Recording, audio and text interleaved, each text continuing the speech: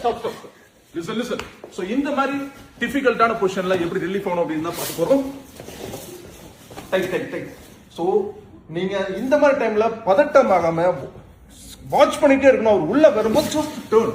Okay, எப்போ உள்ள வராரோ just slide up and turn the side. Come come. Then leg inside. Attack here. 1 2. இங்க attack பண்ண உடனே அதே ஃப்ளோலயே காலை எடுத்து போய் இங்க லாக் பண்ணிடுங்க. 1 2. Then immediately இந்த கையை கேட்ச் பண்றீங்க. Protect. It's your control. Okay. It's all fracture of seconds. Come on.